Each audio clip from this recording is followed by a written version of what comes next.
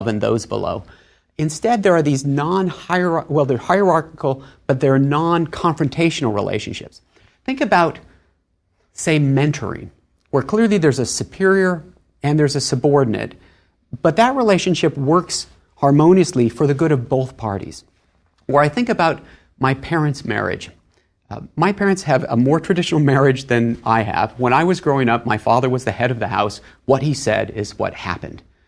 But when I got a little older and started to look at how my parents actually interacted, I realized that my father never said, "This is what we're going to do," until he knew what my mother wanted to have happen. So who's in control of this relationship? It's hard to say, but it's not really about being in control.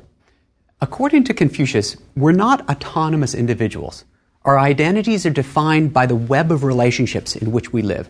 So we're parents, we're children as well, we have siblings, we have a boss, perhaps you are a boss. The result of all of these 5 themes, remember, education, moral government, ritual, individual effort, and hierarchy, is a society that's spontaneously cooperative rather than being competitive or antagonistic. The model for government is the family rather than a legal contract about rights and responsibilities. The family is where we learn morality, which then can carry over into the wider world. Today in China, in my opinion, there hasn't been a strong tradition of rule of law. Things often get done by relationships, something called guanxi. There's also not a lot of room for rights or for privacy. Think about the one-child policy a few years ago. Even the most intimate decisions that a couple makes, the government is there. It's a very paternalistic government.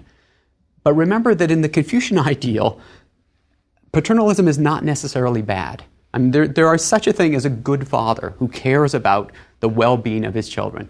It depends on the morality of the rulers, whether this system works or not. Let me offer some general observations. Confucius doesn't put so much focus on rules and punishments as much as on instilling the proper attitudes and habits. So, a very famous quote says, "The master said, if you try to guide the common people with coercive regulations and keep them in line with punishments, the common people will become evasive and will have no sense of shame. If, however, you guide them with virtue and keep them in line by means of ritual, the people will have a sense of shame and will rectify themselves." Okay.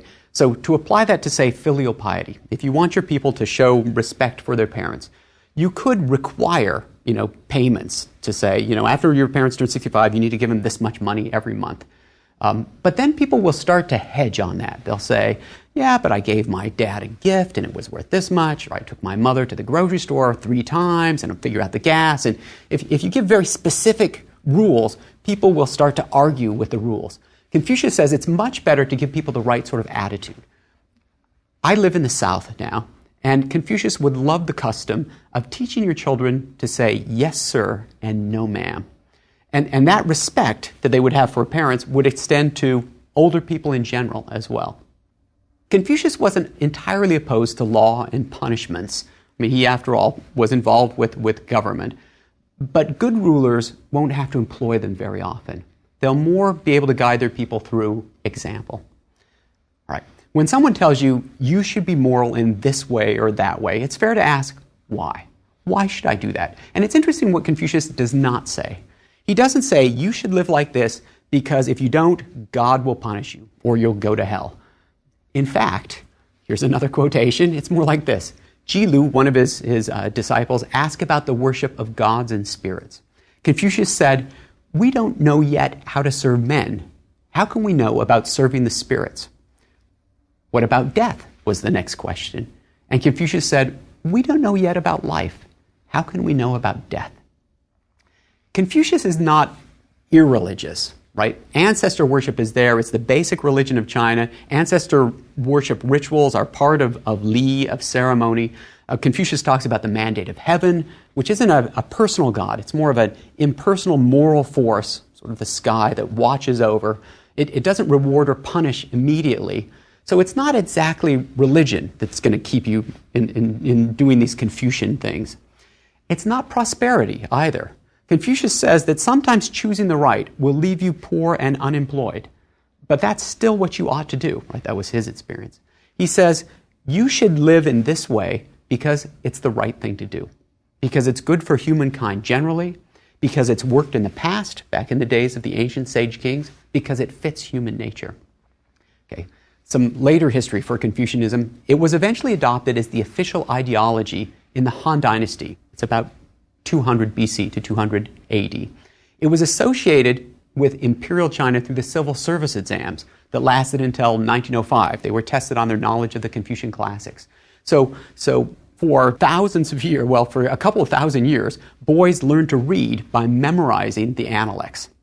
They didn't have any idea about what the principles were, but these words were in their head.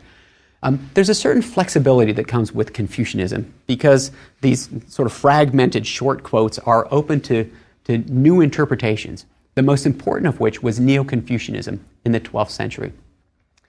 Okay, we ought to address two more questions before we quit. The first one is Confucianism practical? I mean, will this really work for a society or for a family, even for an individual? A philosophy that emphasizes deference to those in authority and knowing one's place in society so that everything can run harmoniously, that can be turned to oppressive ends. In late imperial China, Confucianism was associated with foot binding, with concubinage, with the inability of widows to remarry. Many people in the 19th century blame Confucius for China's poverty and backwardness. This, I think, is a distortion. Originally, Confucianism was intended to allow all members of society to flourish, to reach their potential. Remember that status isn't necessarily fixed at birth. Indeed, sometimes, Confucius said, being filial meant speaking up, respectfully, of course, but telling your parents when you thought they were making a mistake. Now, if they didn't listen to you, you still had to go along with it, but sometimes there's that. Would it work for a nation? Confucius wanted to make a difference, as did his followers. They wanted to change things for the better, to be progressive while still holding on to what was most valuable from the past. But sometimes in places that may be impossible, especially when the government is corrupt or tyrannical. And in those cases, good Confucians don't seek office, but they retire from public life and focus on their immediate surroundings, like family. Okay. Can Confucianism work in a family? For some years, we had some discussions about putting a poster in my teenage daughter's room with a quotation from the Analects that would have reminded her of several ideals of the Confucian gentleman who, as it says, takes care when observing to see clearly, when listening to hear distinctly, when in doubt to ask questions, when angry to ponder the consequences, when gaining an advantage to consider whether it's fair. I'll leave it to your imagination as to what kinds of problems may that seem like a good idea. In one's personal life, there's an openness to learning in all situations, from both the good or the bad. Confucius said, when I'm walking along with two others, they may serve me as my teachers. I'll select their good qualities and follow them, and their bad qualities and avoid them. Okay. I want to leave you with more than a sense of Confucius as just like sayings. Confucius was a truly inspiring person. Not just random pieces of advice, but he offered a program for lifelong moral development. And you might think about where you are in this. The master said, at 15, I had my mind set on learning. At 30, I stood firm. At 40, I had no doubts. At 50, I knew the decrees of heaven. At 60, my ear was attuned. At 70, I could follow what my heart desired without transgressing what was right. What a lovely idea. I could follow my heart's desire without transgressing what was right. Imagine that you're facing a difficult decision, a moral dilemma. And if you're like me, you might be tempted to take the easy way out. You might be tempted to choose the path that's going to benefit you personally.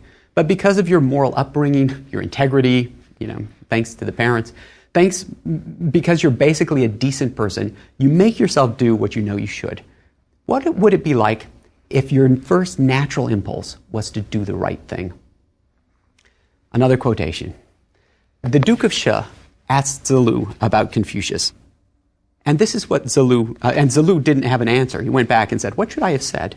Confucius said, why didn't you tell him that I'm a person who forgets to eat when he's enthusiastic about something, forgets all his worries in his enjoyment of it, and is not aware that old age is coming on. Again, a lovely ideal. To be so engaged in what you love that your worries disappear, that you hardly notice that you're getting older. Confucius was not a dour moralist. He loved goodness, he enjoyed life, he exhibited an infectious enthusiasm for learning and teaching. His is a practical philosophy that can only be truly understood by putting at least some of his principles into action. Remember that famous opening line of the Analects. Is it not a pleasure, having learned something, to try it out at due intervals? And now's your chance. Thanks.